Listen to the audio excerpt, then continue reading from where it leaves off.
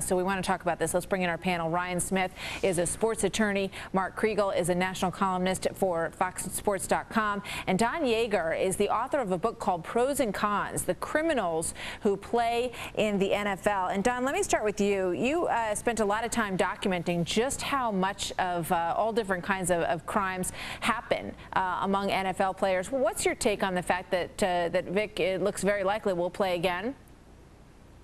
Well, I don't know that it's necessarily completely surprising. Frankly, I think that if you look at the NFL as we did, it was a decade ago. That's amazing if you think about it.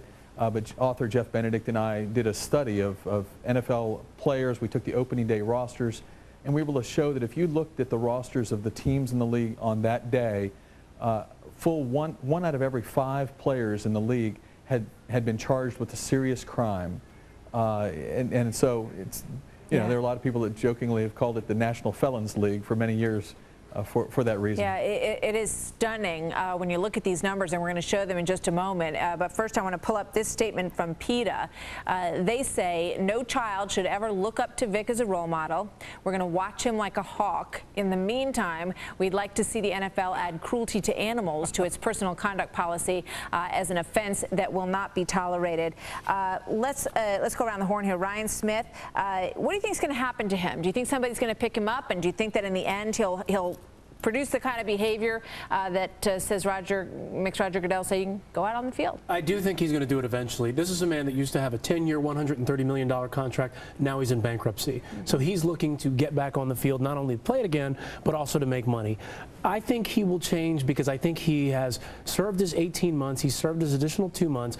And at this point, he understands what's going on here. I think that plan that you saw, there's one other condition in there, which is I think he was in talks to be a spokesman for the Humane Society, which is he goes out there and he says, you know what, when you do these kinds of things, this is what can happen to you. I am a cautionary tale. Well, he's going to have to be extremely convincing when he does that. And I want to bring in Mark Kriegel on this because, Mark, one of the reasons that this whole story engendered such an unbelievable outpouring from our viewers and from people all across the country, you know, there were situations where dogs' teeth were removed so that they could become breeding bitches, it was called. There were rape stands that these dogs were put on. One of them was just smashed to death, basically, against a tree, I believe. Right. I mean, this stuff is so vulgar and so brutal. That is what has engendered all this emotion. I understand, but and you know and I know there's an old rule in the newsroom, which is that people like dogs a lot more than they like other people. Which I always found a little, no, you're right, that's odd. Right. The fact of the matter is that this case engendered far less outrage than the case of Dante Stallworth, who killed someone while driving intoxicated. I mean, you know, Don has done a great job in documenting. Now, I don't think much has changed over the last decade, but documenting the problems that NFL players have.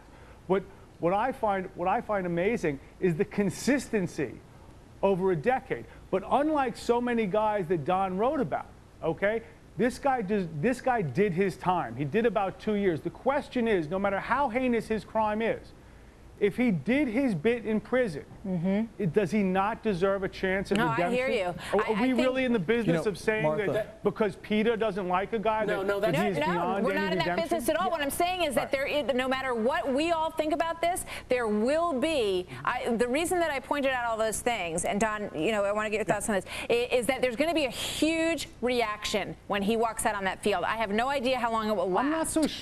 I'm not so sure that there will be, and I'm not so sure it won't go both ways. First of all, you know, there are 2 great quarterbacks in the NFL. Michael Vick, for years, had a chance to be a great quarterback. There was a dearth of talent at a very important position. His services are probably already being bid on, okay? His services are in demand. There's 32 teams that could certainly use him as a backup.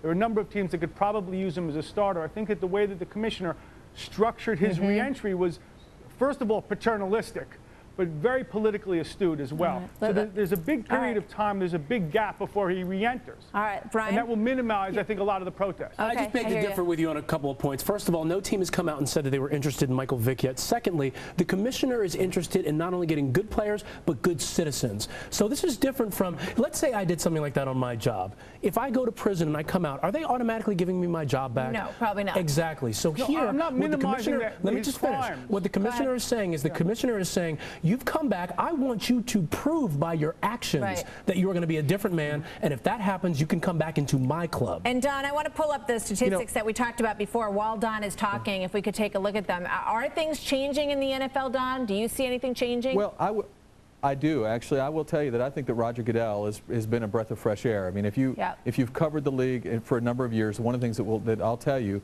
is that he's taken a different stand, a stand that is really, really impressive. So two things about what you've said about Michael Vick that really have struck me. One, Tony Dungy, a man who doesn't lend his name to just anyone, has stepped out there and offered to both serve as a role model and as a mentor and a friend to Michael Vick. And secondly, you know, Roger Goodell did not.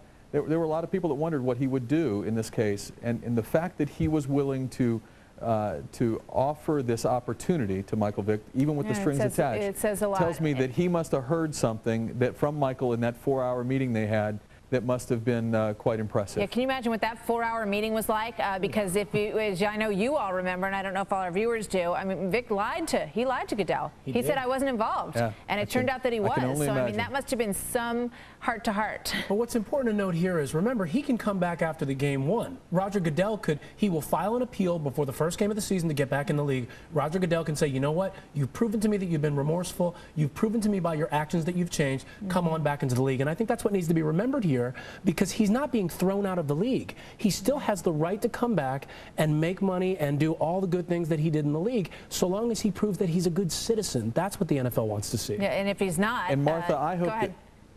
Go ahead. And Martha, I hope that some of those protesters, those people who can't wait to go protest when Michael Vick is there, will also look at those statistics that you put up on the screen, and they might come and maybe protest a few people that have beaten their wives and a few people that have abused their girlfriends. I think you're let's so look right at some of that. No, I think you're so right about that. There's, you know, and I think everybody should look at these lists, and we put up some of the numbers here. The number of domestic violence crimes, you would like to see an equal amount of outrage go towards these things as well. I completely agree with you on that. Ryan Smith, Mark Kriegel, Don Yaeger, great panel, all gentlemen. Thank you very much for being here today. We'll see what happens. Thanks, Harris, Martha. back to you.